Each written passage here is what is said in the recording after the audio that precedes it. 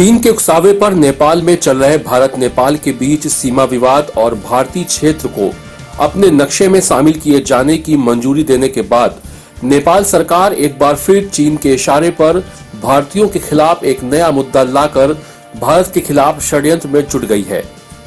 नेपाल सरकार भारत से ब्याह कर लाई जा रही बहुओं को नागरिकता देने संबंधी विधेयक में संशोधन के मूड में है, जिसमें भारतीय लड़कियों को शादी के 7 साल बाद ही नागरिकता देने का प्रावधान होगा। वहीं नेपाल सरकार के इस रुख से तराई में बसने वाले भारतीय मूल के नेपाली नागरिकों ने सरकार का विरोध शुरू कर दिया है। नेपाल सरकार ने चीन और पाकिस्तान के उकसावे पर हाल ही में भारत के उत्तराखंड राज्य में स्थित भारतीय क्षेत्र लिपुलेख लिम्पियाधुरा कालापानी को नेपाली संसद में एक प्रस्ताव लाकर अपने नक्शे में शामिल कर लिया, जिससे दोनों देशों के बीच तनाव की स्थिति पैदा हो गई।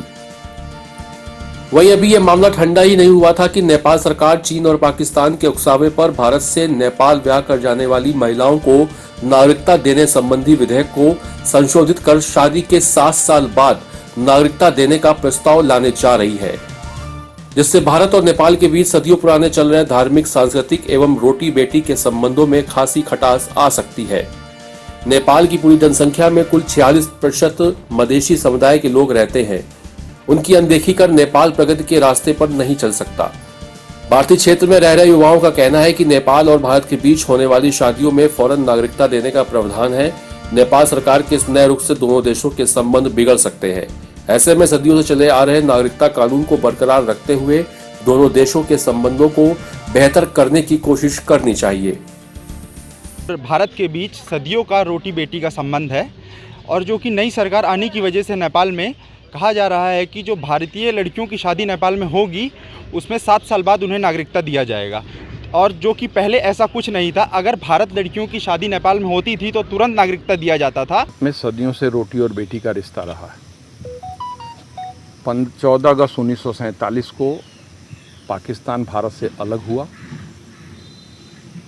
और 1971 में पाकिस्तान से बांग्लादेश अलग हुआ, लेकिन भारत, पाकिस्तान और बांग्लादेश के बीच में 100-200 प्रतिवर्ष अपवाद के रूप में शादियां होती हैं। तक चल रहा था, नेपाल के लोग भारत में, भारत के लोग नेपाल में जो शादियां करते हैं, जो रोटी बेटी के संबंध हैं, ये जो पहले से कायम हैं और रहेंगे। इसी में जो भारत से शादी करके जो बहुएं आती थी यहाँ पर, उनको आने के साथ नागरिकता देने का जो काम चल रहा है और जो हो रहा है, यही हो हमारा तर्क है। लेकिन वो जो सत्ता पक्ष ने जो बात कहा है कि आने के 7 वर्ष बाद नागरिकता देना चाहिए, उस चीज़ को हम लोग सड़क से लेकर सदन तक ये आवाज़ उठा रहे हैं। जनमत न्यूज के लिए महाराजगंज से विजय चौरसिया की रिपोर्ट।